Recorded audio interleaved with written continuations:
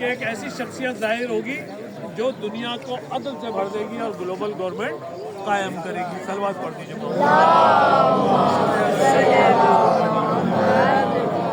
دوسرا یہ گنبد دنیا کا سب سے بڑا سونے کا گنبد ہے.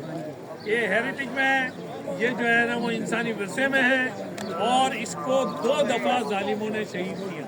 دیکھیں اہل بیت کے دشمن بھی شدید ہیں اور اہل بیت کے دوست بھی شدید ہیں. یہاں پر کہ موقع تھا چیلم کا شاید کامران شاہد جو ہے وہ اداکار شاہد کا لڑکا جو صحافی ہے وہ یہاں بڑے بڑے کیمرے لے کے کھڑا تھا، اور اس نے جو ہے نا وہ لوگوں سے انٹرویو شروع کیے. تو لوگوں نے کہا کہ محمد علی بھائی ہمارے قافلہ سالانہ ان سے لیں، یہ آپ کو صحیح بتائیں گے.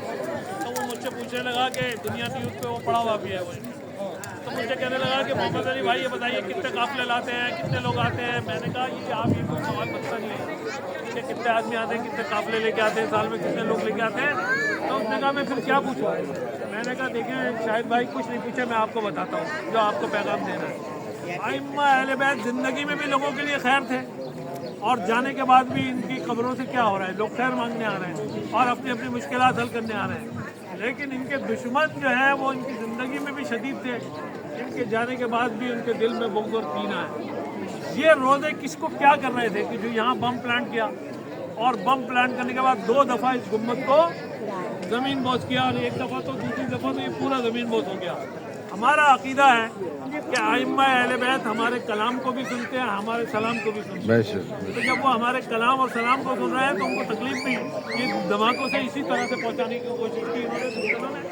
تو لیکن اس میں خاص بات یہ ہے کہ یہ ظاہر جو دنیا بھر سے آ رہا ہے، جو کسی اور مذہب میں آپ کو نظر نہیں آئے گا.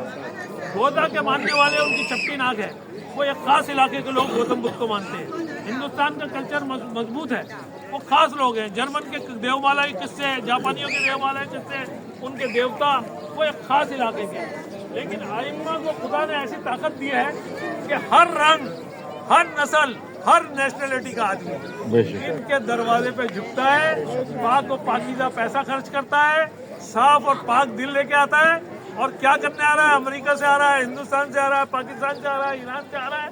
کیا کرنے آ رہا ہے؟ ایک سلام کرنے آ رہا ہے. السلام علیکم.